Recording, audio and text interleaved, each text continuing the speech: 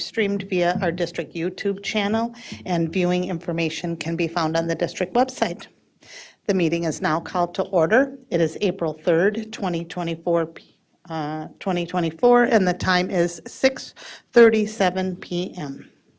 Our mission is to provide a safe and caring climate and culture in which we engage, inspire, educate, prepare, and empower all learners in partnership with their surrounding community to be successful in today's and tomorrow's society. Zach, can you please lead us in the Pledge of Allegiance?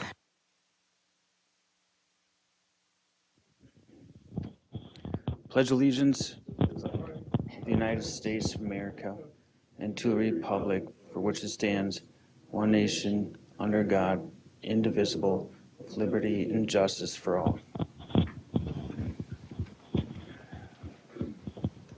Thank you, and then when you're ready, can you please call roll?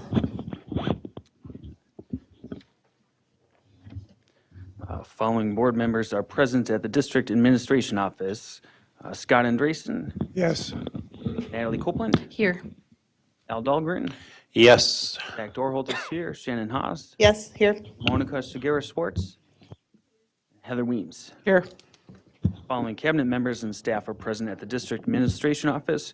Superintendent Dr. Lori Putnam, Assistant Superintendent of Secondary Education Dr. Jason Harris, Assistant Superintendent of PK5 Education Nikki Hansen, Assistant Superintendent of E12 Education Services Dr. Mike Rivard, Executive Director of Community Education Adam Holm, Executive Director of Finance and Business Services Amy Scalarud, Executive Director of Human Resources and Labor Relations Tracy Flynn Bowe, Executive Director of Operations Gary Ganji, Executive Director of Research, Enrollment, and Assessments Donna Roper, Director of Community Engagement and Communications Tammy DeLand, Media Technicians Paul Novak and Gordy Scott, and Custodian on site is Evan Voss. Thank you, Zach. Next, we're looking for a motion to approve tonight's Board of Education meeting and work session agenda. So move. And do I have a second? Second. I have a motion by Scott, a second by Zach. Zach, can you call vote again? Heather Weems, Yes. Monica Segura-Swartz, Here. Shannon Haas, Yes, that's okay, because I said here for, or yes for being here. Just make a sound. Zach Dorholz, yes. Al Dahlgren, Yes. Natalie Copeland, Yes. Scott Andresen. Yes. Thank you. Next is the consent agenda. The consent agenda consists of non-controversial items that the board adopts routinely without debate. Any single member may remove an item from the consent agenda by requesting removal at the time the consent agenda is moved for adoption. On tonight's consent agenda, item A, approval of personnel staff changes. Item B, approval of monthly financial report for February 2024. Item C, approval of monthly treasurer's report for February 2024. Item D, approval of board policy 503, student attendance as revised, third reading. Item E, contingent resolution relating to choosing nominees for election to the school board and calling the school district primary election. Item F, resolution establishing dates for filing affidavits for candidacy. Item G, contract awards, nutritional services primary vendor. Item H, call for bids, Apollo Theater improvements. Item I, McKinley addition and renovation project change orders totaling $29,344.45. And then item J, Apollo LTFM improvements, change orders totaling $31,230. At this time, does any board member wish to remove an item from the consent agenda? Okay, then I'm looking for a motion to approve the consent agenda as read. So move. Second. I have a motion by Scott, a second by Natalie. Zach, can you call vote? Natalie Copeland, Yes. Scott Andresen, Yes. Heather Weems, Yes. Monica Segura-Swartz, Yes, and yes. Shannon Haas, Yes. Zach Dorholz, yes. Al Dahlgren. Yes. Okay, thank you. All right, we have one action item tonight. Next up, we have the 2024-25 compensatory revenue plan presented by Amy Scalarud, Executive Director of Finance and Business Services.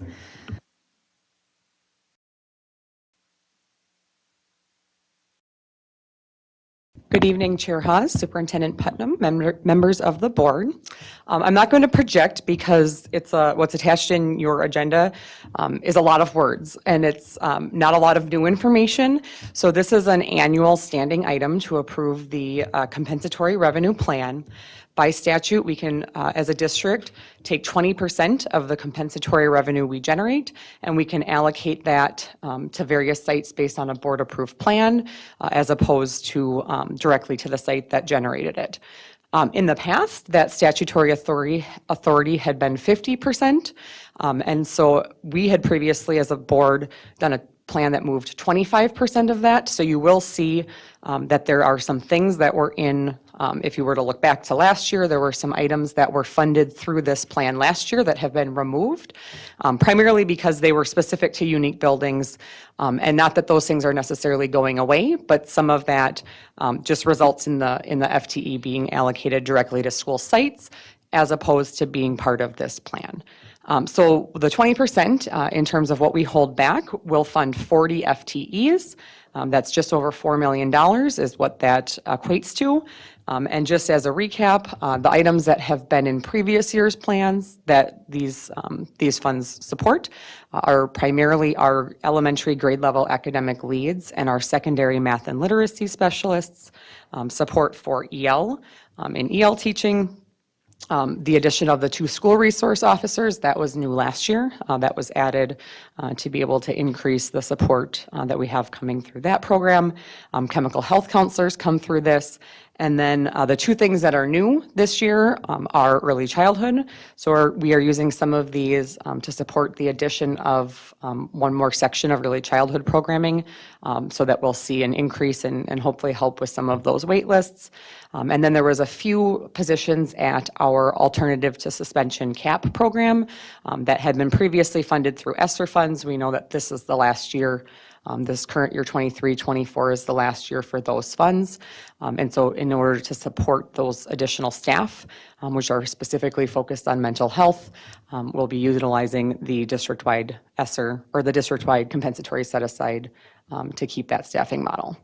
So that is the plan. Again, very consistent with previous years with the addition of the early childhood and the alternative to suspension CAP programming. Are there any questions? Scott? Could you define compensatory revenue? What is it? So it's set by statute. It's generated based on free and reduced. And so the compensatory revenue is directly driven at the individual site level based on the number of students, both the number of students at that site that qualify for free and reduced lunch as well as the concentration. So a site that has 85% free and reduced lunch will generate more per pupil than a site with 35%. So that's how the revenue is derived. And then it's very specifically set in statute, the allowable uses. It's generally meant to either lower class size or add specific programs and supports that target our learners with the greatest needs, who tend to be behind grade level. And so it can be instructional, it can be supports to keep students on track to graduate, which is what some of our programs aim at. So it's really very, very broad, but they are very, very specifically called out in statute what the funds can be used for. And that's a quite short list. So basically, it's to help the poor, the disadvantaged. It's targeted funds to help our learners who are most likely to be behind grade level or not on track to graduate. You talked about an 80-20 split. What is the 80 for? So the 80% gets allocated directly to our school sites. So as we do staffing, we have a set ratio that buildings generate FTE from, and then our title schools receive additional FTE from Title I funds, as well as compensatory. So at those schools, every school gets a little bit of compensatory, but it can vary widely, right? We have some elementaries, for example, that get 1 FTE and others that get 12. And so it's intended to provide additional supports at those schools. So our high compensatory schools are more likely to see additional intervention or lower class sizes, even below our established targeted ranges. Okay, so the 80% is what, in the 20%? So the 80% goes directly to the building. Okay, And then the other 20%, a lot of what we fund aren't building specific. They're more district-wide. So CAP is a district-wide program. It may, it has students from Tech, Apollo, North, so it has students from all of our schools. The EL is more of a district-wide approach where which schools those get allocated to, can vary year to year based on need and where we have higher SLIFE students and things that don't necessarily come into play with the compensatory calculation. So that 20%, it's still going directly to serve students. It's just not always going to go to the school that generated the revenue. now apparently the percentage has changed from year to year. So the statute had been 50% for a long time. That was a change in the last legislative session. In the last legislative session, they changed that maximum, or that maximum allowable from 50% to 20%. We never did 50%. We've always only done 25. So for our district, that resulted in a shifting of funds to the tune of that 5%. There were other districts who allocated a larger percent based on that authority within statute, where that's going to have a lot more impact on those lower compensatory schools. We had, a pretty nominal shifting of those funds that a lot of our schools didn't see a significant impact from that change. Thank you very much. Anybody else? Scott? Al? Amy, isn't there a slide deck available? I have no idea what we're talking. Oh, I can present. Talking compensatory, but we're only talking. Yeah, I mean, I can present it. It's just the background sheet that has the dollar amount. Yeah, I saw that attached. I thought you were going to walk through that, so I didn't really. Oh, yeah, I can certainly pop it up there quick. Usually when we're talking something like this, we're talking numbers and. Yeah, and we don't go over how many FTE. We're still sorting through staffing in terms of how many FTE in each of those areas. So it's really just outlining those 6 areas, and these are the areas that funds will be utilized in. So again, it's just that background sheet that's attached. This is the background sheet that's I don't think I have it open. the Let me find it.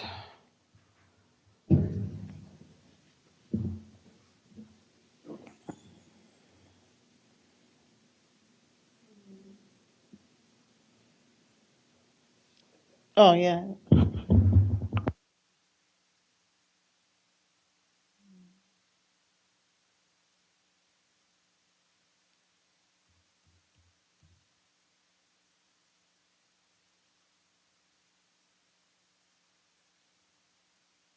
So this is what's in the board packet. So that shows the calculation, the total building compensatory, that 20% again equates to just over $4 million.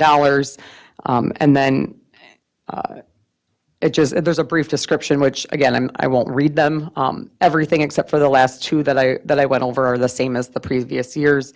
It's those elementary grade level academic leads, secondary math and literacy specialists, chemical health, EL, the addition of the school resource officers, and then the 2 new ones are early childhood and that continuation of the alternative to suspension CAP programming, shifting that from ESSER funding into permanent funding. And again, that is defined, it's 2 FTE that will be going to that because that's what was in the ESSER previously funded plan, is 2 of those mental health advocate positions.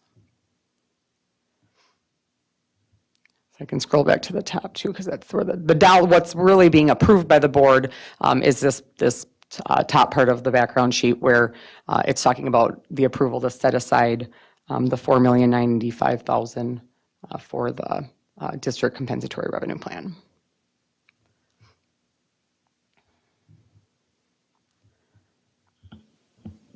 So this is partly to make up for the ESSER funds that are going away? I wouldn't say, it's not to make up, this is an annual thing, so we've been doing this for a number of years. The only part of this plan that directly ties to the ESSER funds expiring is the inclusion of the alternative to suspension CAP program.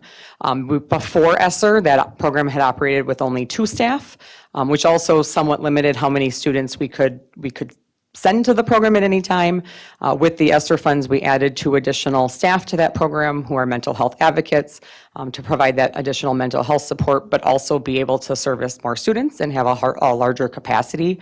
So because those funds would be going away, we know that anything that we want to keep from ESSER funds needs to shift to permanent funding somewhere. And so that was sort of the one position that was out there that didn't really have a permanent funding source. Most of those other ESSER positions were building specific, and so those that had been prioritized to keep have been picked up in the building staffing that they're allocated, whether through title or compensatory or based on their enrollment. But CAP, being kind of a unique district-wide program, doesn't have any sort of direct funding that funnels to it. Do all buildings receive compensatory revenue? They do not, do they? Or do they all receive some? They do. They all Not receive. equal amounts? Not equal amounts, no. Okay, and that's prescribed by statute? Yes. Yep, the formula is set by statute. So it takes the count, the number of students who qualify for free and reduced, and then there's a concentration factor.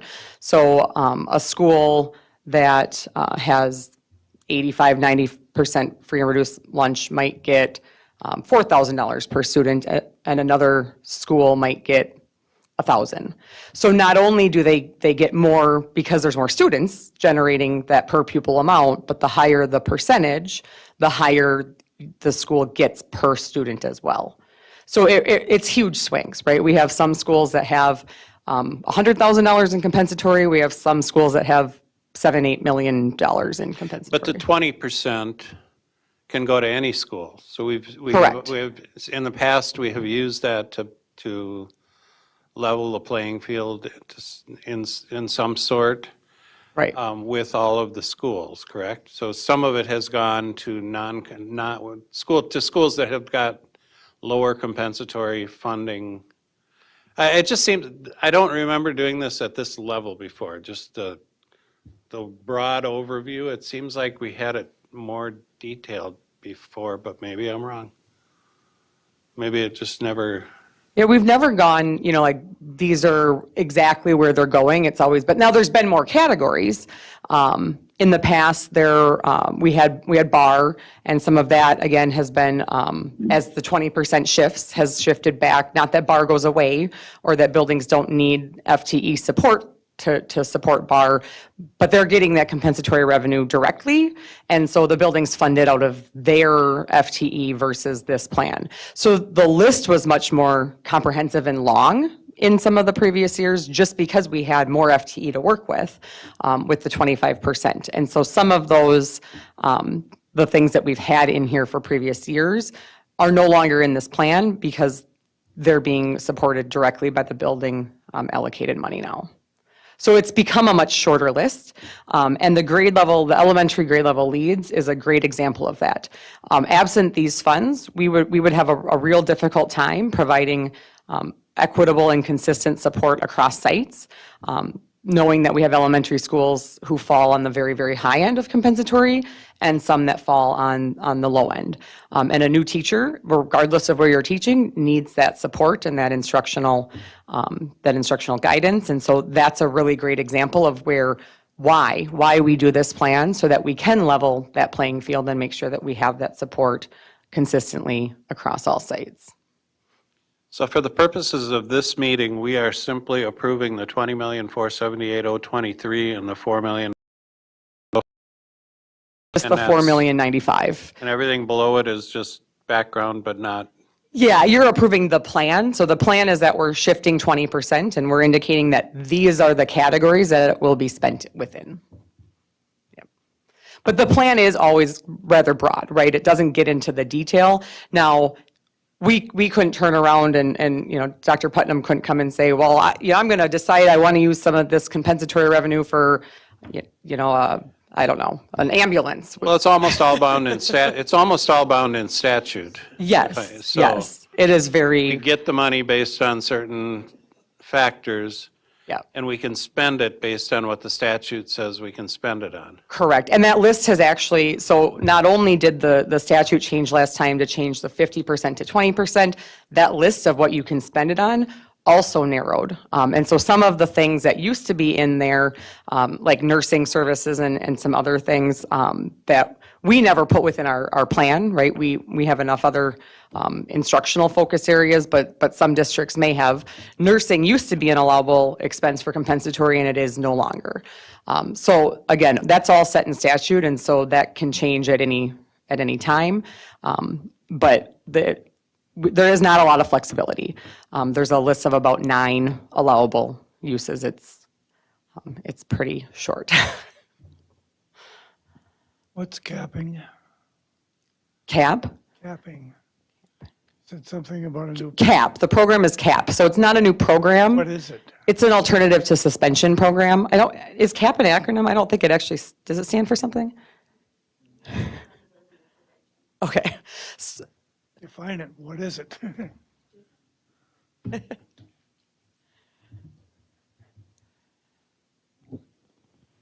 All right, so the CAP program, and I think Amy hit it, it's a piece of alternative to sending students home on a suspension, right? So if you have a consequence at a high level of a code of conduct around a 4 or 5, that means you've done something pretty serious, right?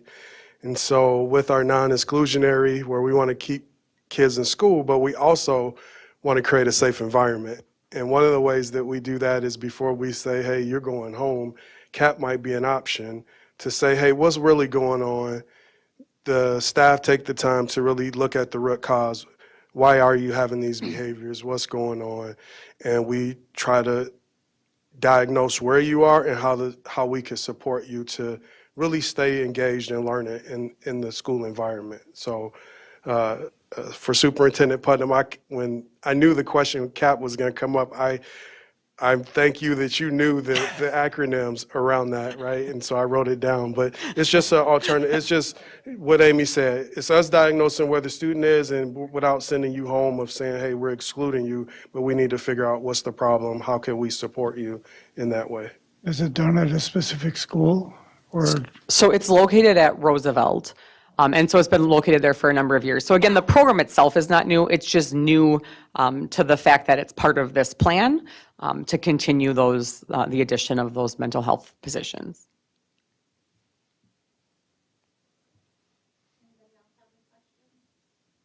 Nope. I would move that we approve the 2024-2025 compensatory revenue plan as shown on the screen right now. Second. I have a motion by Al, a second by Scott. Zach, can you call vote?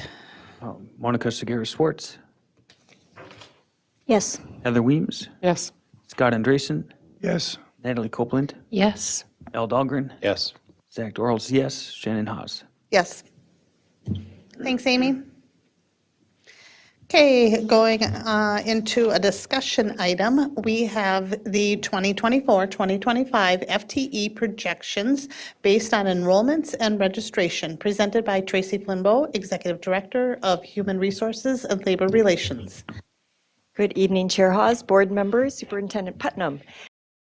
Happy to present this, and I'm keeping Amy at my elbow because these are numbers that flow out of 2 months' worth of staffing meetings with all of our building leaders and cabinet level leaders.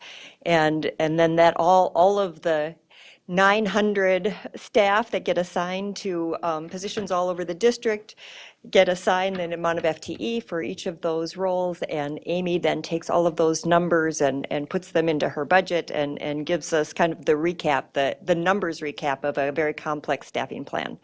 And so she got those to me at 6:10 because it's a lot of work and this is crunch time, so we're happy to be all ready to go. So we'll start with the elementary, and this is a report that you review each year at this time, just so that as the board, you're aware if there are any significant changes in staffing patterns, either at the elementary or the secondary level. It certainly doesn't represent every position in our staffing plan, but it's those core areas, grade levels and so on for the elementary, and then the subject areas for the secondary. So at the elementary level, you can see that, as Amy talked about earlier in the compensatory plan, there's that addition of one section of early childhood to help with those wait lists that we have. You see kindergarten down 3 FTE. There's no change in our enrollment driving that, and there's not a reduction in kindergarten. This is just the time of the year where our enrollment projections are still early. The actual enrollments are low. We make conservative projections at this time of the year, and then those will move as those enrollments firm up. And so you'll see that negative number each year because what we actually staffed at the end of last year versus what we can project right now with enrollments, we start conservative and we move from there. As we do our hiring, we're really pleased that we have very few positions open in our staffing plan right now. In fact, as we'll be talking with staff in the next week or so, there are maybe 2 open positions in the elementary level, and we have great candidates for those. And we'll be hiring 3 teachers, kind of TBD, because we know we'll need them. We just don't know where at this point. So don't be alarmed by that -3. At grades 1 through 5, you see an increase of 7. You know that we've had some increases in enrollment. That drives a piece of that, but also as Superintendent Putnam took the district leadership team through our identification of priorities for the coming year and resources, one of the priorities was low class sizes, and so you see that reflected in those increases sections as well. The next one is ADSYS intervention and grade level leads. You know that under ESSER, with ESSER funds, we invested significant dollars in intervention because we had them. So intervention and grade level leads, academic coaches before that. And again, when we assigned the priorities to low class sizes and teacher support, we did reductions then in some of those intervention positions that could no longer be funded by ESSER. So you see that reduction there. Art goes down 1, but STEM goes up, kind of a corollary. Again, one of the challenges we have is finding qualified art teachers. I'll just say across the state of Minnesota, having licensed qualified art teachers is really a challenge right now for all districts. We often hire artists that are excellent artists, but they weary of doing teaching because it's not what they're trained to do. And so that's always difficult. And so one of the ways that we've addressed that is more stably staffing those prep areas and giving students additional options is to supplement that with STEM programming. And STEM programming can take into account some of those art skills as well, using more graphic and digital kinds of art. So you see that shift between art and STEM. I think those are the highlights of the elementary. As we move down to the secondary, you can see really little change overall. Across all of our secondaries, there's a change of 1.27 FTE, relatively small changes as we see each year because the secondary FTE assignments really depend on the enrollment or the registrations of students in their courses and electives. And so the FTE follows those registrations. I think the ones that I would point out is that increase in language arts of 0.6. We added science of reading teachers at each of our high schools, and that's largely driving that increase. And then math, that increase of 0.8 is also intervention that we added intentionally, again, in alignment with the priorities that were set by our secondary leaders around math and science, or around math and language arts interventions. The bottom line excludes CMVA, and so that also accounts for a little bit of that reduction that we have students that are making elections for some of their electives in the CMVA program instead of in their core schools. So little to no real news in the secondary changes, and then we always have on the chart our EL and nursing and special ed, and we always say TBD at this time because there's so much that varies depending on the students that show up each year, and so they continue to firm those numbers up, but we don't anticipate any reductions. In fact, we anticipate an increase in special education students because we have more students identified this year than last, and expect that we'll need to staff about 7 FTE, perhaps more. So there'll be no reductions in these areas. Questions? The reduction in music is coming from where?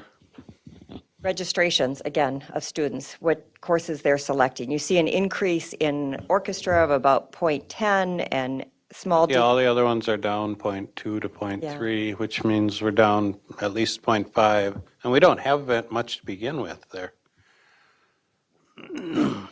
It is completely driven by student registrations. And I think, again, during the luxury of ESSER monies, we were able to provide more FTE, again, in the hopes of growing and developing those interests and registrations. But as our budgets now have to be constrained, we have to really staff those areas according to their actual registrations. And so that means not assigning a staff member who has 2 sections, which would be a 0.4. In the past couple of years, they might have had a 0.6 assignment.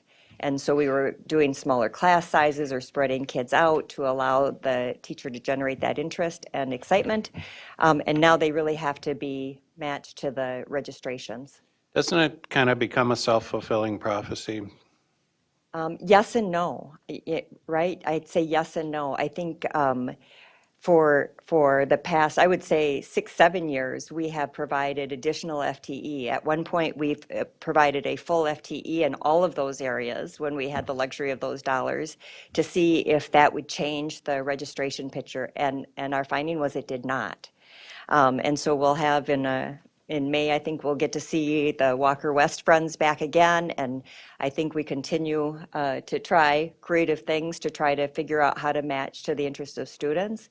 But at the end of the day, the FTE allocation has not really been a predictor of student registrations, and increasing it did not increase the number of kids that were participating. And I'm happy to have any feedback from my other friends at the cabinet level.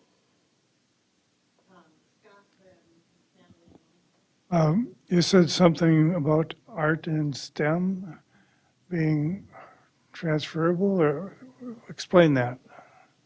One of the strategies that we've used, particularly at the elementary level, is using STEM as another alternate prep period. So the students have preps, we call them preps, in art, music, PE, and then we've added STEM in some of our schools, 2 of our schools.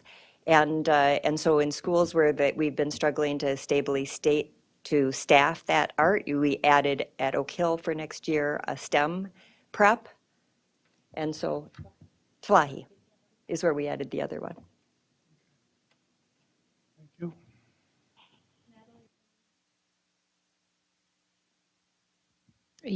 First of all, shout out for only having 2 positions open at elementary. I was giving some eyes to this woman over here. That's really, thank you for your work on that. I know we've added some positions to retain and maintain where we're at, and it's really, that shows that that's working. I So really see that our grade great. level leads have really helped stabilize, particularly our new teachers, in That's really feeling great. confident and ready to keep up the good work, so.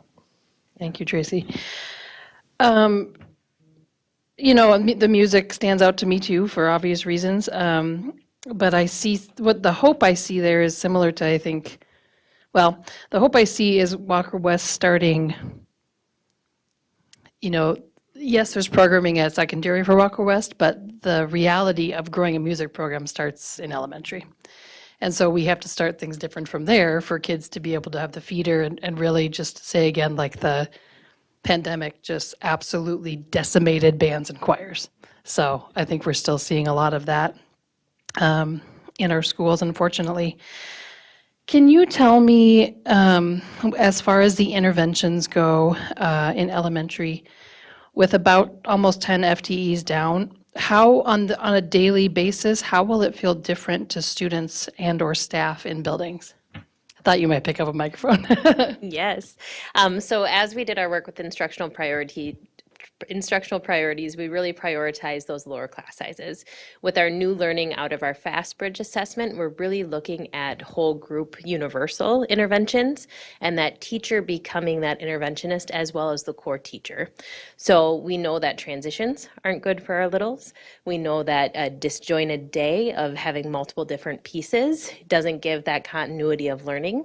And so by really leveraging our classroom teachers and seeing themselves as both the core instructor and interventionist is our way to support that. That's a great answer. It's like you're professional or something. Thanks, Nikki.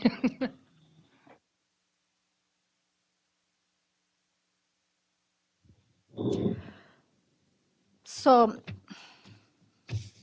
what is alternative prep? STEM that is replacing arts. That's me again. So when we talk about an alternative prep provider, it would be that STEM teacher taking the place of the art teacher. And so they would be on a rotation where they would get to engage in those activities of science, technology, engineering, and math. It could look like some of the robotics programming that we have at different grade levels and some of those different experiments. So students are still at every elementary getting access to physical education, to art, and to music. At Talahi and Oak Hill, they now also have a rotation into STEM as a prep provider. I'm not sure if I'm feeling good or bad. Okay. So let me see if I'm understanding. You said the magic words about they are still getting access to the arts through blah, blah, blah, blah. Correct. You're still telling me that you're replacing arts for robotics. Not replacing, in addition to. So Talahi. Something is giving out. Something is going off. What is going out the door? Yep, so let's put it, say we have four teachers who are offering that. You have a music teacher and an art teacher. Some sites based off of classroom sections and enrollment would have just those 3 sections they would rotate to. When you get to your larger sections and higher enrollment schools like Oak Hill, they need more prep providers to support all of the sections of classrooms. So they would have 4. That 4th looked like 2 art teachers in the past. Those 2 art teachers, as we look to struggle to find qualified candidates to fill those positions, we've started to explore bringing STEM into that rotation. So we have not excluded them from any art or music or Fayed. All elementary students still get that experience. In addition, at some of those schools with the higher numbers and sections, like Talahi and Oak Hill, those are the 2 that have it right now, we've added that STEM as an additional prep rotation. So it's not in place of, but in addition to. What is the prep again? That is when the teachers have their 50-minute block of time to do their preparations for instruction within the classroom. And that's when those students are engaging in that rotation of art, music, Fayed, and in those 2 sites, STEM. So Monica, what that would look like is if I go to Monday, I go to art, Tuesday, I go to music, Wednesday, I go to Fayed, Thursday at Talahi and Lincoln, they would go to STEM, and then they would start over again. Okay. Okay, thank you. So Tracy, you said something that caught my attention about, so we're talking about these art teachers that we're struggling to find licensed art teachers. But you said that in the past, we got some artists to do the teaching. So how does that work? Like, what is the requirement for licensing, or what is the expectation, or how does that work? So it's like we do in, unfortunately, more and more areas, right? In special education and other areas where we can't find a licensed teacher, we are able to hire these Tier 1 teachers. A Tier 1 teacher requires a bachelor's degree. And then they can get a license from the state, a 1-year license from the state to teach in virtually any area. We also can get Tier 1 licenses for CTE teachers, and in some of those areas, they don't require a 4-year degree. They can do that with a 2-year degree or other kinds of specialized work experience. But in all of the academic areas, they require a BA to get that Tier 1 license, and then we basically train them on the job to teach. They may have the skills of an artist, but they've not been trained as teachers, and so that's what they practice in that first year of teaching with us. So it's just like in any other area, but they are in the tier 1 and they continue to learn it. Okay. And they'd be in our new teacher academy, and they'd be supported by mentors, to learn the pedagogy of teaching. But that's often something that those teachers will struggle with. Any of our tier 1 teachers are learning to not only, convey the content area that they may be knowledgeable about, but they're learning how to manage a classroom and how to do that educational work inside that classroom with students. Okay. All right. Thank you. And then Al? This is what I struggle with on here, and it's probably, it has to do with the bottom 3, which are listed as TBD, to be determined. One of them is special education, which is, as we all know, it's mandated. So I'm sure we need to see the students that we have next year and then determine from that what's mandated and how many FTEs that means we're going to have. But what it doesn't show is how the state isn't funding what we're using for FTE in special education. We're funding it, and we're funding it by taking away from everything at the top. If the state isn't paying for the special education teachers, but they're mandating the services, the only way that we can provide them is to take it away from the top. The same thing with English language learners. We're in a district that has an incredibly high number of English language learners. So how many total FTE, this is a question, but how many total FTE do we have in EL? 20, 30, 50, 60? This current year, we have 60.8. Okay, so 60.8. And this isn't a criticism of it. This is, it's a reality. We need 60.8. We probably need closer to 100 to do it right. But we dedicate 60.8 FTE to EL, and those 60.8 FTE that are dedicated to EL in our district, in 80 to 90% of the districts across the state that have 0 FTE dedicated to EL programming, those 60 positions aren't cut from their budgets. Those 60 positions are moved up to the top. So now there's 60 positions or 60 FTEs available, and when we're talking about cutting from a music program that's completely understaffed to begin with, we'd have 60 positions. We could throw 3 or 4 positions into that music program, make the music program viable, make the music program exciting, make the music program something that kids want to be involved in, make it visible within the schools, dedicating resources to it. I can guarantee you that if you go down to Minnetonka, their music program looks 100% different than the music program that we have in St. Cloud, Minnesota. And it's really unfortunate for our community. It's really unfortunate for our kids that we don't have the resources to dedicate to music and to art and to a whole, it's not just those, I'm picking on those, but there's a whole lot of different things as you move up to the top half of this chart that we could be dedicating resources to, but we aren't, because we have to dedicate them where we have to dedicate them, and we need, like I said, we need 100 EL. We need 100 EL FTEs. We don't need 60.8. We know that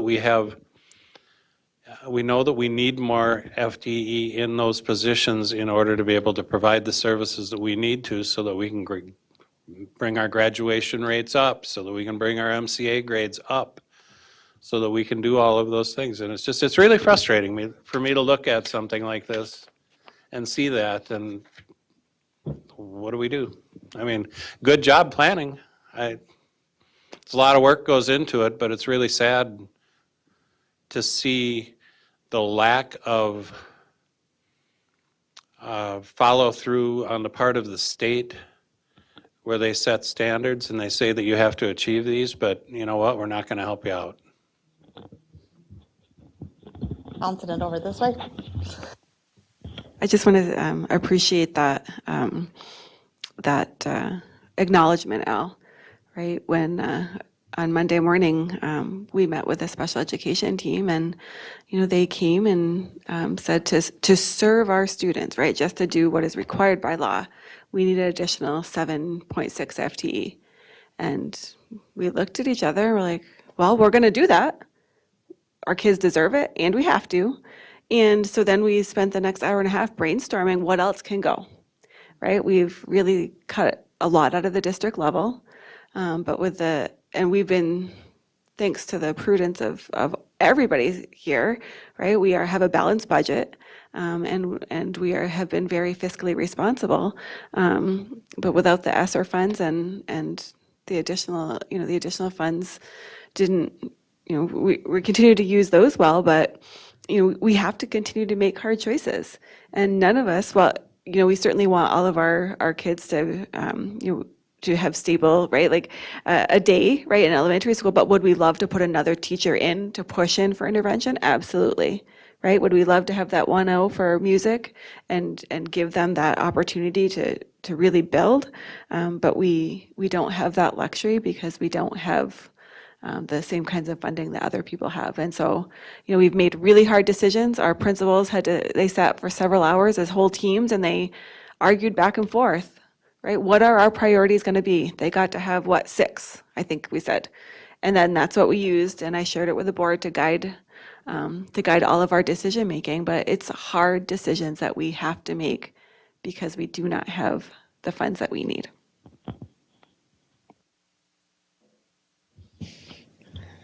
Natalie? I know we want to grow music. I know that, and I feel it in my gut. And I just want to appreciate the music we do have, because I know we really harp a lot on our music programs. And, I went last week to a CSU honor band, which my 9th grader was in. I'm going this Friday to the honor band for our conference that my 12th grader is in, and like the options for leadership, specifically through band that they've both had, are just absolutely amazing. So yes, and I just want to say that for my kids anyway, and for a lot of kids, that's like their main reason to go to school. And so we're doing great, and we can do more. Yeah.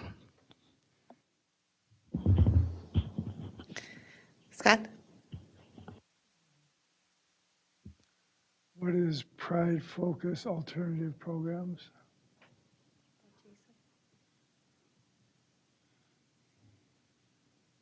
So it's also kind of in alignment of what we talked about around CAP. And so the pride piece is identifying or students that have been identified that need more support. Kind of going in our conversation of what our need looks like when students show up to us that may not have basic needs, right? And how do we support them in a learning environment? So in that, we identify probably your top 5% of students that really lag in social emotional skills. They struggle with following directions and really engage in learning in the classroom. And so we have identified students where we need to spend time where they're in the school learning how to adapt to the learning environment that's taking place in their community. And so we work on those skills, the social emotional piece, how to take direction, how to work with others, how to really become a positive human being in our society. And we take that and we do it with those students and then help them go along and really emerge back into the school community. We kind of take them and say, hey, you've done all these things and we need to really help you. And so that is right in the building. And so we've identified students in all the way from right now, 6th grade, all the way through 12th grade, but we see it in those high points of middle school and then your 9th grade where we need to really grab kids and say, hey, we got to support you to be successful in school or you're going to drop out. I looked at a dropout report this week and it made me sick because what did those students look like that dropped out? And so finding them, grabbing them, our teachers, our administrators do a great job of identifying, documenting, saying, hey, ding, ding, ding, we need support for this student right here.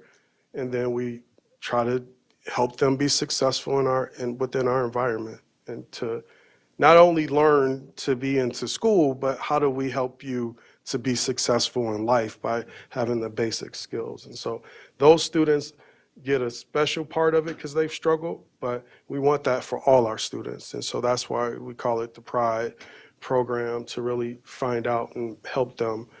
And then we find out their families and how do we support them or give them the resources as well in that. So. All right. Thank you. Thank you both. Board of Education Standing Committee reports. I believe we just have one tonight. Board Development, Policy and Governance Chair Scott Andreessen. The committee met on March 27th, 2024. Dr. Rivard and Mr. Ganji presented board policies to the committee. And the following board policies were reviewed with no recommendations for changes made by the committee. Board Policy 502, search of student lockers, desks, etc. And Board Policy 517, student recruiting. Gary presented information on Board Policy 606.5, library materials, and we'll be continuing discussions regarding this policy during the April Board Development meeting. Board Policy 501, student school weapons policy, will be presented to the full board this evening for the first of 3 readings. And that was all of them, I believe. Okay. All right, then we have future agenda items. April regular board meeting topics will include Discovery School presentation, graduation celebratory events and plans, resolution proposing name change for named staff, for non-renewal or placement on unrequested leave of absence, the APAC board response letter, and policy readings. At this time, does any board member wish to suggest a future agenda item? Okay, so then, looking for a motion to adjourn our board meeting, regular board meeting. Motion to adjourn? Okay, do I have a second? Second. I have a motion by Monica, a second by Ms. Weems. All in favor, say aye. Aye. Opposed? All right. Regular board meeting is adjourned. It is 7:28 PM. And at that same time, we are opening up the Board of Education work session. We have 3 items tonight. First up is the Minnesota State High School League update presented by Dr. Jason Harris, Assistant Superintendent of Secondary Education. Thank you, Chair Haas, Superintendent Putnam. We're going to do just a quick update on the Minnesota High School League Board update. School Board Member Dahlgren requested we find out what's going on with Minnesota High School League and what's been taking place for the 23-24 school year. So we're going to talk a little bit about that. I think probably about a year ago, this board's done a great job around student voice and really listening to our students with policy. I think it was hat and hoods, and then we start to talk about what your climate, what your school environment looks like. And they shared their lived experiences to the board on how they felt going into some of the environments through activities and participation. And specifically, if I was a student of color, my welcoming, my belonging to certain schools did not feel welcoming. And it created some unsafe environments for our students. And so that got not just within our school district, it was those things happening across the state. And we wanted to really come together to figure out how could we create safe environments. And the focus became getting our students involved in this, right? Like, how do they take stake and be true stakeholders in what they want to see, and we gave them that opportunity. And all the committed parties within our partnership, as you see here, played a big part in where we're at right now, and what the environments are looking like, feeling like within our students that compete in activities. And so the 3 areas that were the main focus within the partnership focused in on really creating those safe, respectful, inclusive environments where our students felt just that, where they could really thrive and be their best selves in whatever they participated in, from if it was the music competition to wrestling competition, and then really supporting our coaches, our officials, and our administrators that deal with, in those heated games, and you see emotions and just all those things that show up. How do we support coaches and officials to have the learning to deal with some of those things, and then supporting our school administrators around that? And then what does that look like beyond the classroom, and how do we really work towards that? And so those were the three focus areas that the partnership really started to commit to within the last, here's the timeline, prior to 2021. You really had little student voice decisions on what's going on within their environments with the Minnesota High School League. And so in 2022, the campaign really focused in on kind of what I talked about with the students getting engaged, and Together We Make a Difference campaign really ask students to really, what do you want to see? How do you get involved? How do you have understanding of what you rightfully so need and deserve in the things that you compete in? And the primary focused in on these hosted events regionally. We hosted one of the events, and it was 7 regional conferences across the state around that, really aiming at how do we create the environments that we want to see for our students. And then this current year, we continue the work and partnership with our ADs, our coaches, our students. Was developed SALT, the Student Advisory Leadership Team, where we've identified student leaders. And one of the things that, like, we know we want a true representation and makeup. We've had conversations this week around who are in these groups and how do they really make up from all different backgrounds and the diversity of what we see within our communities. And so the ADs, the coaches, the community identify student leaders, and they apply for positions to be a part of it. And we got a good group of students. And so the primary focus was in getting those students to talk to their friends, to really build, here's what we need to see, and here's how we all could do it together. They've created now within the Minnesota High School League, within our ADs and coaches, behavior expectations that we have now. When you come into the environment specifically, here are the things that you need to adhere to create these safe environments. And then in 2024, and I'll show in the next couple of slides, the expectations that were created by the students and the Minnesota High School League, the coaches and all the ADs. And then 2024 is going to really continue to focus in on how we drill down and expand the reach with our students, and getting down to the work around that. And so here was the student group, the SALT teams that were put together for our ADs, our coaches came and identified students. Here were the primary goals around that, really helping them build stakeholder and being student leaders within their communities around those inclusive environments. And then really working with the ADs and the Minnesota High School League Board of Directors in these, having conversations around how we could look at policies around the environments, what things we could put in place. And some of the things that came about was with Minnesota High School League, they looked at other areas and states to see, what are you doing to engaging students? And this was one of the ones that came about, the SALT, why this was important, because we were doing work and then around student voice and really getting students engaged in that. And so you see we know when students are engaged, it's really teaching them leadership skills and just all the things to be a true stakeholder in what you want to see in your environment, your school, your learning, and you could make a difference in it. And so here were the behavior expectations that were created and committed to for all our partners, and with what was developed with our students, our coaches, our ADs in Minnesota High School League. So it was a good, true action. Here it is. These expectations now within the schools and our communities, we, have now grassrooted. Here's some things that we commit to, and everybody that comes in our environments, we want to commit to. And so now how do we adhere to it is that aspect of it.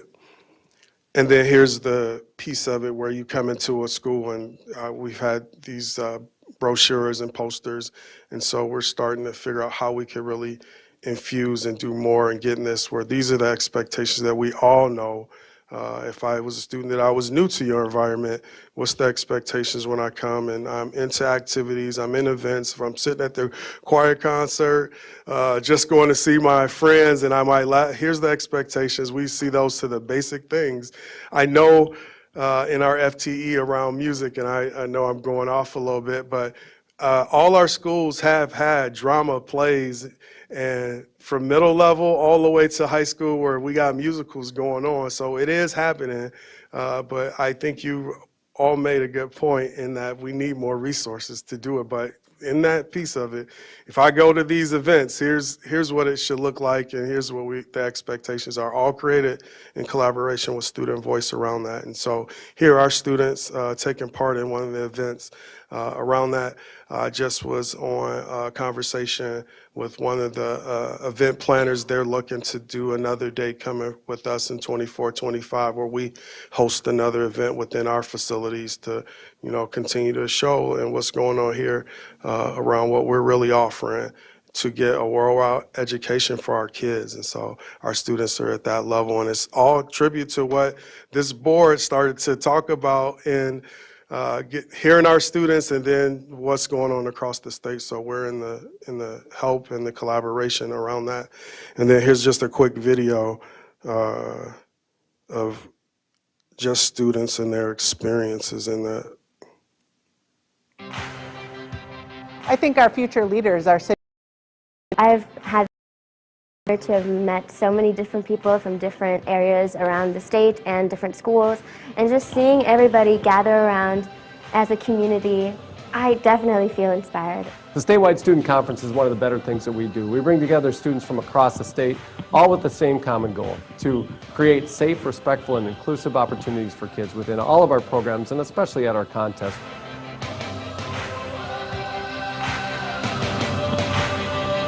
This is one of those experiences that can be common for all of our kids in all of our schools, to come together to say, we want to have great programs for everyone, and together we can talk about that, share ideas, and then take those back to our schools and to our conferences to make sure that our events are as safe and welcoming as they can be for everyone. We have over 650 students. We have well over 70 schools. And I think that it just shows that our state is willing to step up. Our schools are wanting to have their kids engage with each other. It's been pretty good. We learned a lot of lessons in the sessions. One of them was managing stress and how to handle sports, extracurricular activities along with school, social life, and family. And then another one was understanding how some people think differently or would explain things differently.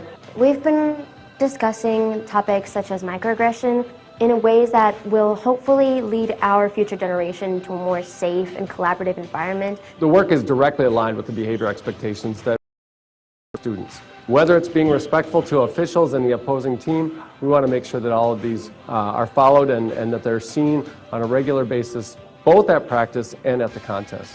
I think it's so important that students are talking to each other, and that way they may not be as anxious to express the way they feel.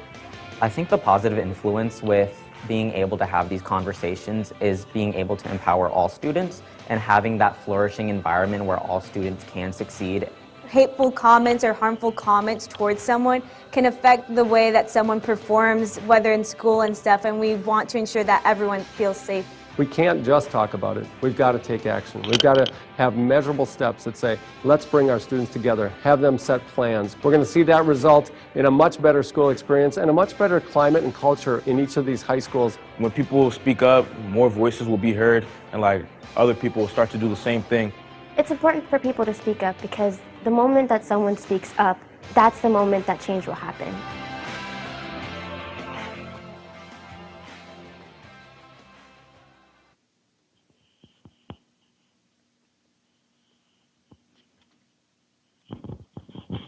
So that was just the students' experience of just what the conferences look like, getting students together from across the state to really just have discussions on their experiences of what they do and going into the environments.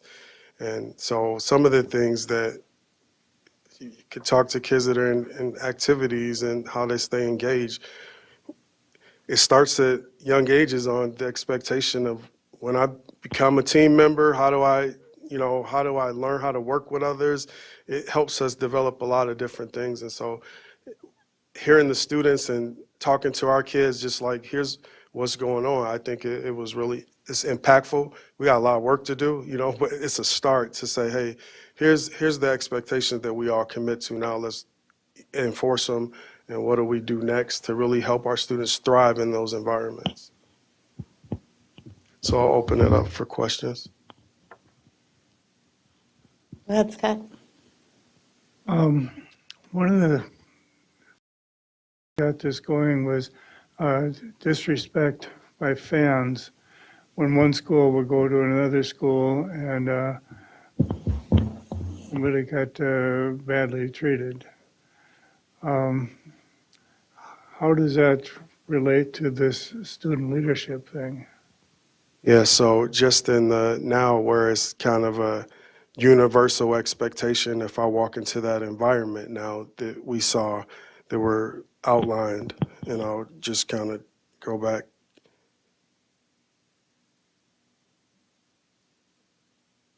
Or these that were outlined with the students creating. If I come into the environment, here's the expectation. If I don't adhere to it, what we know of, so if I go to, let's just say, a basketball game, you have an administrator, site coordinator, the AD, officer, and when fans that we don't know them, they come up to see an event, but they might be vulgar, rude, and all those things that our coaches, that our refs that deal with. How do you adhere to this? Here's our expectation. You're not living up to it. We might have to remove somebody. We might have to ask to say, hey, all right, let's get the information on this person if they just get to that point where they are not compliant with us, or chance. We've heard just some things that could be real mean, to say jailbirds or anything along the lines of that. That's not okay. Here's what we committed to. So it goes to those folks, the site supervisor, the AD, and then it goes to a point where we need to make a decision on next steps. Can we handle it within the school system? Or we've identified now at those monthly CLC meetings, it's a topic. Here's the agenda, what's going on in our environment, so we could stay true to it. I asked AD Ruska today, walk me through the procedure, and it's that. If I cross the line for these, here's how we hold you accountable. If it's the next steps of here's how we bring it to our conference, and we all talk about it, like, here's this behavior, we committed to it, let's hold us all accountable, and those students and your parents, they might break all of this, and then helping them understand, this is a place where we created these expectations that you need to follow them, to a point where we see you have to have some people really escorted for law enforcement, that we know we need to have people there to create safety.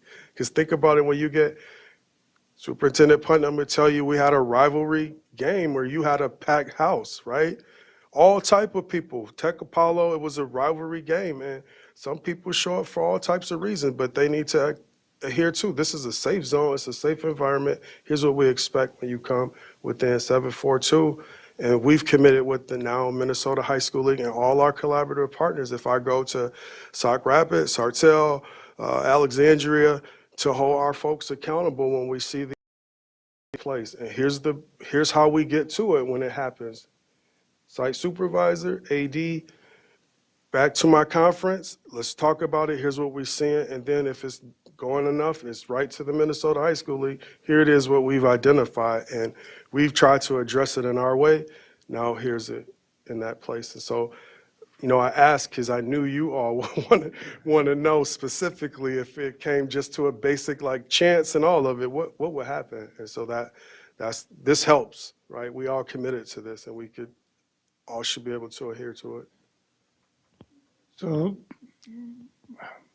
by working through the students, you're trying to get to the parents to give them some ideas of respect. Yeah, right. Or it's learned behavior from the parents to the students, and we're saying, hey, helping the student understand the dynamic of how we can help you. And yes, what you just said, here's if you come to a game, mom, dad, uncle, we've committed to this, right? It might be hard for a student to socialize that, but if we've had parents walk up to a bench and try to dictate to the coach what you should do on the floor. No, that's not okay, right? Like, and the student doesn't like that because that creates anxiety and all those things that we see. So yeah, it helps in a way, getting the student voice in. They are stakeholders and they can help. Do you actively remove some of these parents? We have. We've had to actively remove parents. And so when we talk about not having officers and all of that stuff, our administrators shouldn't have to try to put folks out like that, right? Like, we have public safety and we need those folks to help us because we've been in situations like that, yes. Thank you.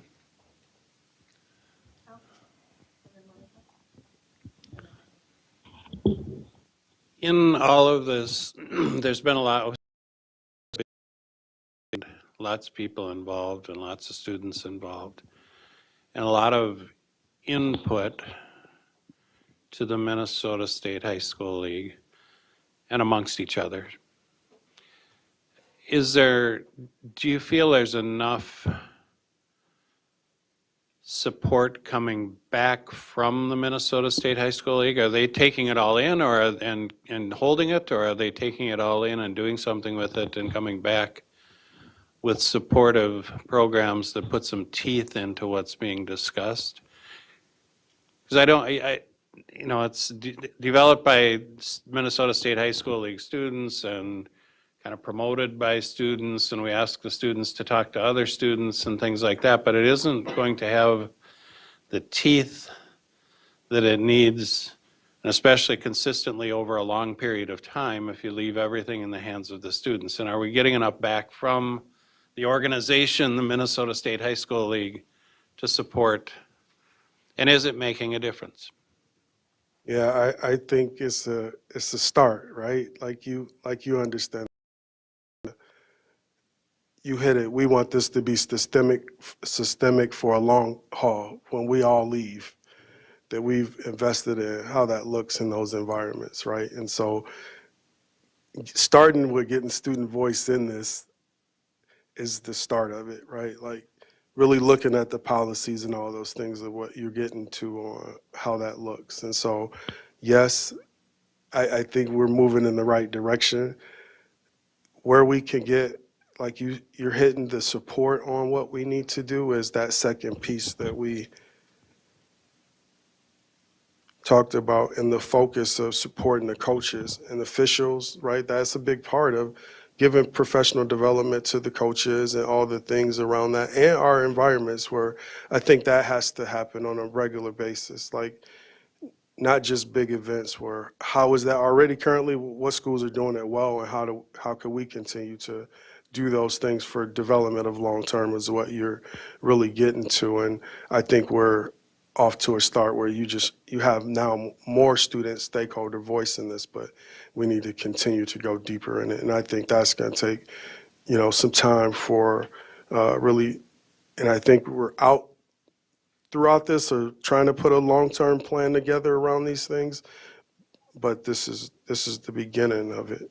And so I couldn't say it is making a difference that we've identified the expectations. Students are taking voice. Yes, that's happening. We still have work to do.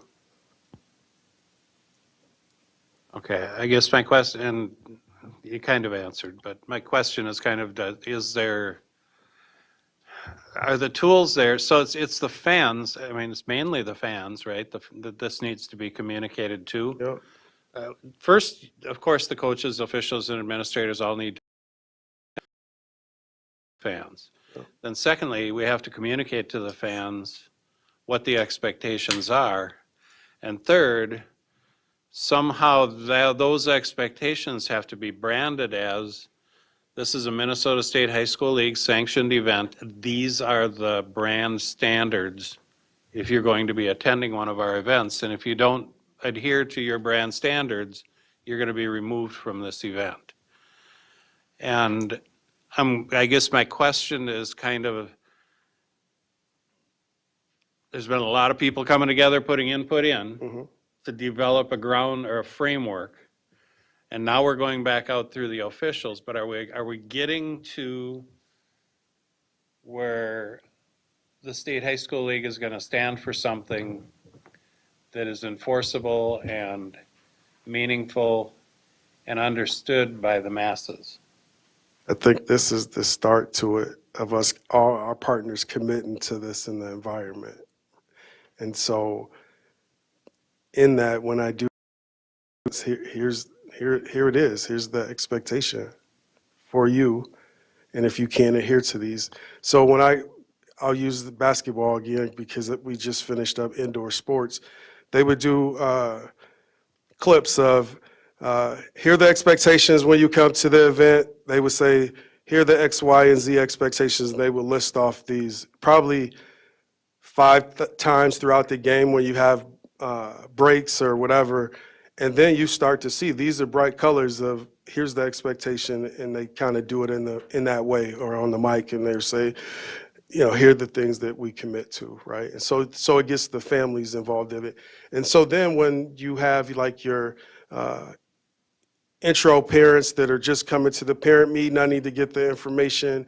Here's what we commit to as your participant. These things are now in it, right? Like, as a parent, hopefully we're going to get everybody to know and hear the things when my student is involved in it. And so this is the start to it. So you need to understand when you come as well. Like I said, that uncle that might be mad, I think my kid should play X, Y, and they walk up to the bench. Nope, here's what and then on the mic during halftime, remember X, Y, and Z, or for the kids that your ride should come, and they kind of do it in that way, and then communicate it through all the channels is where it's going right now. So I think it's a good start to where we need to be moving to really hold and hone what you're getting to a long-term system, like here are the expectations.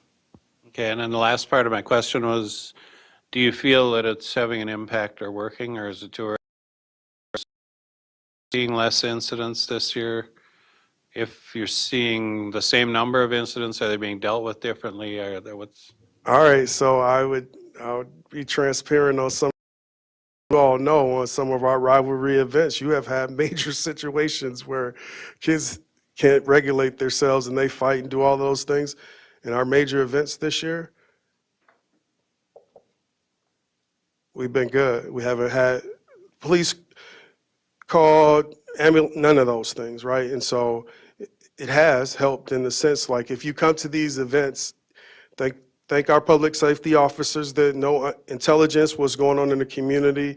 They are great partners with us on giving us things to say, hey, you might want to know about who's coming to the game and all of it. And so it all helps in really creating that environment for us. And so, yeah, it's creating that, here's the expectations when you come here. And I think that helps to get it to all our stakeholders, to your point, families. When I sign up, my kid's an activity participant, here's what we commit to. And I just think and like you know with anything, we have to continue to say this over and over, and every time you sign up, do this, here's what the expectation is, here's what you do, all the way when I first sign up for an event. And right now, it's spring sports, and so kids are signing up. I walked through the school the other day, and it was kids, I'm like, well, is it passing time or whatever? They're in the office trying to sign up for, if it was softball, baseball, track and field, they're trying to do those things. And in that packet of information, you get this, right? Like, here's the expectation. If you're new to this, or if you've been in the activity, here's what we commit to. And I think that helps promote to everybody that comes, not just our participants.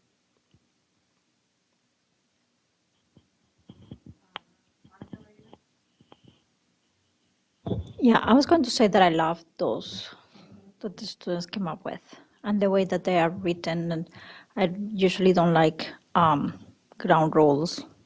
So I think that they are all punishing and not positive. And these are very positive speaking. They're very nice. And I'm happy that they are working. I do think that in terms of enforcing the expectation that is created is very important. And you just, it's like, I believe that a lot of this is that you expect to go to a game to yell at your opponent and tell them what are they going to die of. So if the expectation is that you have to have certain standards and that you're going to ridiculize your child by not behaving the way that you expected, then things make you think twice. So I think that that's a big step. But I do agree with your point about what are the teeth. But I'm happy with this, and I'm glad to hear that has worked somehow. And another thing that I want to say, so who made that video? That was the Minnesota High School League in partnership with students and the SALT teams. And are they going to send it to us to promote the Minnesota League when we are going to do the do's stuff? Because it's a lot better than what we have seen in the past. Yeah, so we have that information. We can share it. We also have, I think, in our fall update around activities, what's going on Minnesota High School League. I think when we brought our ADs and ACs, Superintendent Putnam, she has a shot in the video and a part of this and talking about the expectations of what we want to see in our environment. So we'll make sure we get both.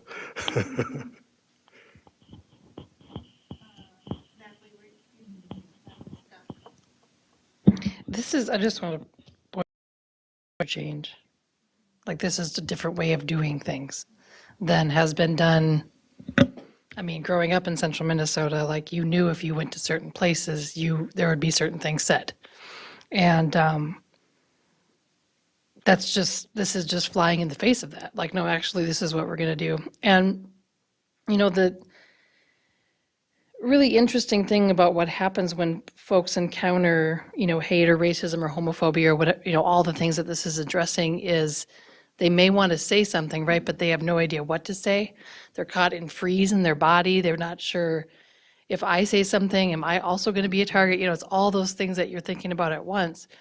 And I've seen that in kids when their parents are doing something that they don't approve of, and they don't have the language, and they're scared. Like, I mean, I don't want this to be happening. And now they can say, hey, Mom and Dad, speak with honor and thoughtfulness. Like, there's something you can point to. When Eric says, we can't just talk about it, we have to take action, this looks like the start of action to me. So I'm glad to see that. I'm also really glad that it says developed by MSHSL students, because that student voice is such a different stakeholder than this coming from top down. And you're saying that top down is supporting it. So this is what the students are saying, and in meetings we're talking about, hey, this is a reality. The last thing I'll say is just to point out that the students are so smart. It says, support those harmed by word or actions. Can this just be like for America? I mean, like, it should be basics, right? But we need to hear it and say it to each other. So thank you for your involvement in this and for our student involvement in this. It's just been really, it's horrible that we have to do this. And it's wonderful that something has been done. Yeah, I think you hit on,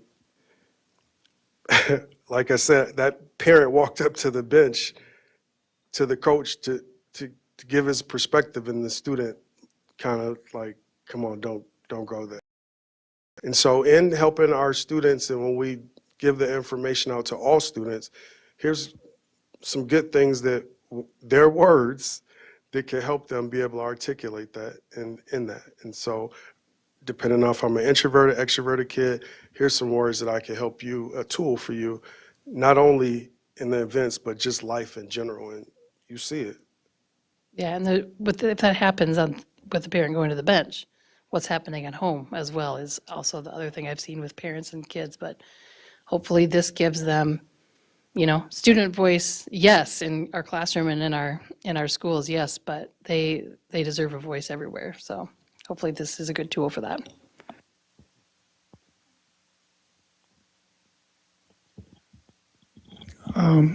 There are a lot of schools, districts in the state. Some are not going to buy into this. Is there enough power or authority at the top to force the issues? I mean, 3 years ago, they didn't even know there was an issue. Yeah, I think you still have incidents. I asked that question of our ADs, how many incidents do you possibly deal with? The number has diminished, but like you said, you still go into environments and people are still disrespectful, and they might say, but it's kind of like, all right, I'll use back to, we're in the event, here's the expectations. You can't chant X, Y, and Z, because kids still, and those things happen, and we got to go back to what we talked about earlier. If you can't be here, we have to help figure it out for you. But we're moving in the right direction. We want all our member schools to adhere to this and create those expectations and follow them. But you, just like you understand, it's still, it could be difficult in that. And so going back to Board Member Copeland's, if you get students involved in it, they really help it, because they're the ones competing and participating. You haven't really answered my question. Are the people at the top, do they care? Do they have the power and authority to correct the districts that don't comply? Yeah, I think they've done a good job of really listening to the voice, and you saw it, you heard it from Eric Martins around that specifically of, we're engaged, we're listening, hear the expectations from the top to go grassroots and work with our stakeholders and our students to hear and say, here was the actionable item right here, right? From that. They could have said, get out of here. We don't have to do this. We can stick to the way we've always done things. So now they're engaged in it. They're engaged in it enough for students' voice, and what we want to see is engage them to be on our video talking and promoting those things. So they're down in the midst of hearing what we have to say. So yes, I think from the top that they're engaged in this. We have work to do, but they're engaged now. They hear what's going on, and because folks here, just like you said, they want to see actionable items. You could talk about this all day. We want to see what's the expectation, and this is the start. Heather? Scott, to your point, I would just say, I think the top certainly at MSHSL has to be involved, but the reality is it's local. It's the superintendents and the administrators and the athletics directors, because if there's issues, it's a local issue. And they're the ones who actually have the ability, and whether that's that they need to invest in public safety officers to be there, or they need to walk people out. MSHSL can do a certain amount, but they're not at the games. The most teachable moment is in the moment. And so it has to be the courage of the district to make a statement. And ultimately, MSHSL theoretically probably has the power to decide that someone can't qualify for a state event. But the reality is there's not a lot who qualify for state events. I mean, the power is in the local administration to say, these are our expectations and we're going to take action. And that's internal as well. I mean, if we have issues between our Apollo and Tech events, that's not for MSHSL to manage. That's for District 742 to manage, and that's every single school district in the state. Monica? So I agree with you, Heather, but I also wanted to say, hearing you talk, it sounds a little bit like you're taking responsibility away from HSMS. And I don't want us to sound like that. The power is in everybody.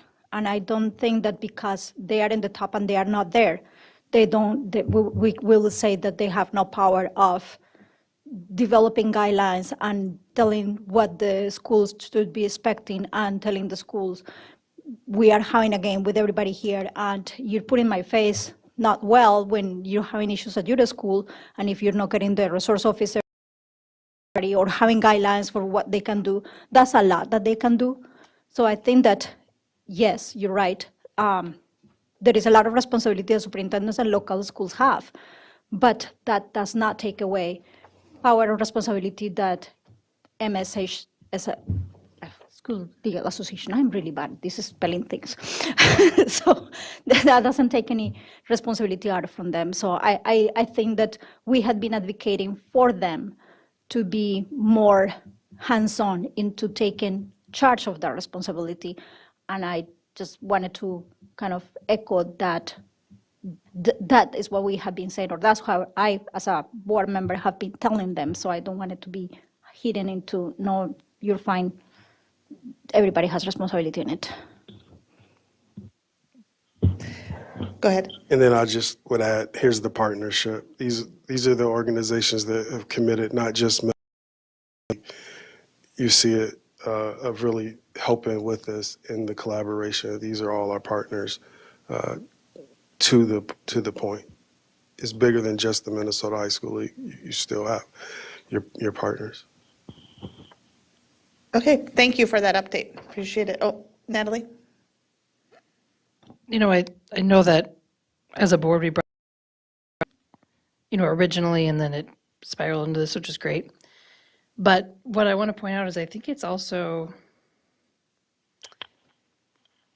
the advocacy that I see in our coaches and our ADs. I mean, the students, yes, but like there's something really special and really, again, it's sad that it has to be this way for our diverse district, but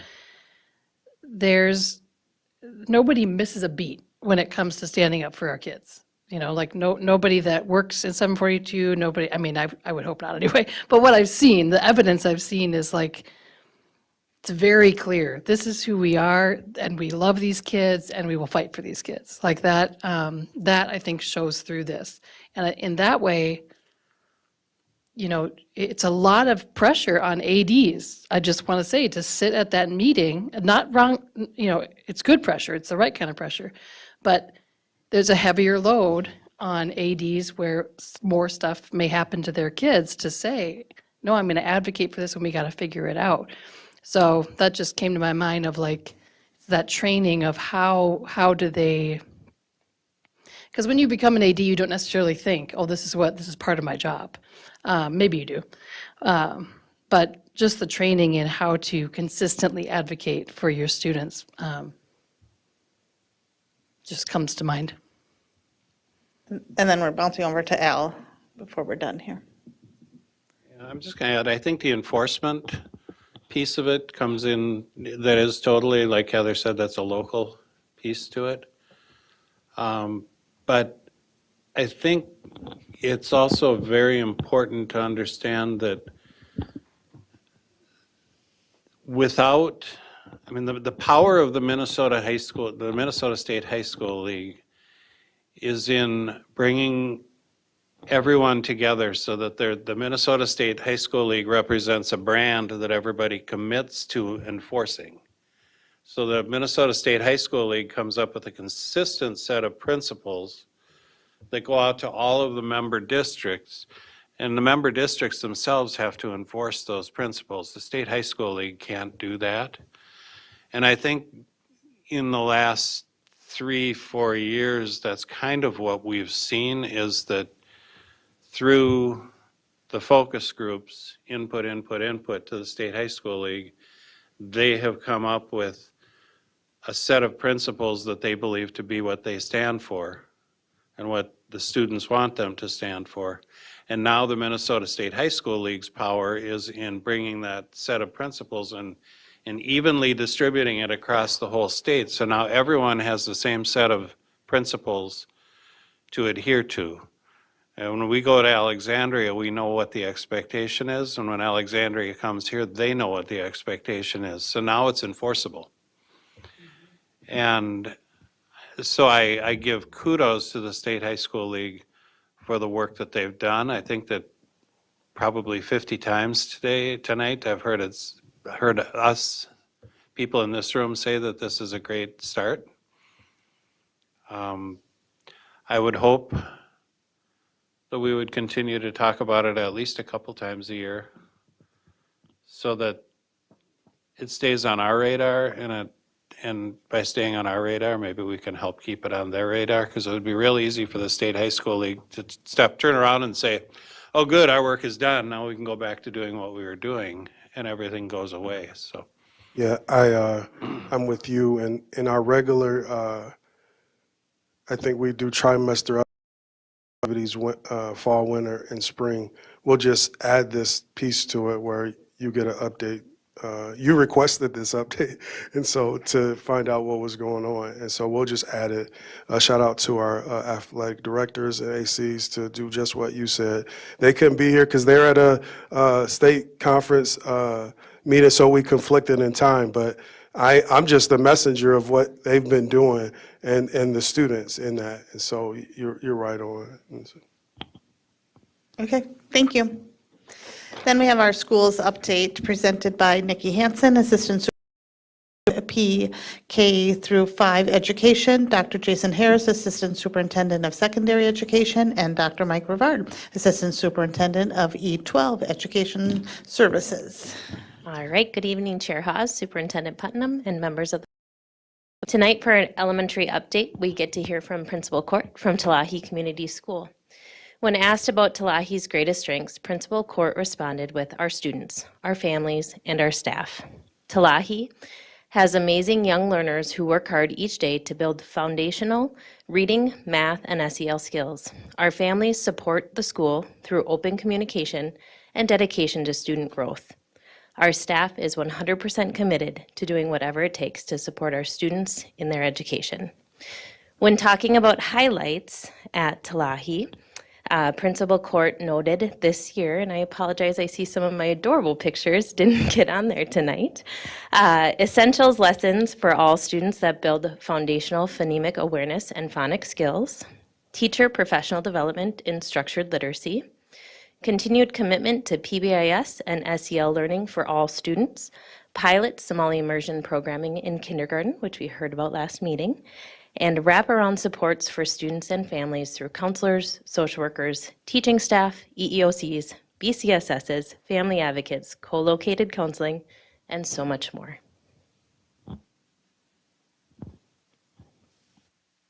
Our secondary highlight school is North Junior High School. One of the focuses around, shout out to all the teachers, the students within North Junior High School, Principal Nutter, Assistant Principal Hansen, and their administrative team and staff have just been doing some great things. I was visiting not too long ago, and here were some highlighted things just around positive climate and culture around I Love to Read Month.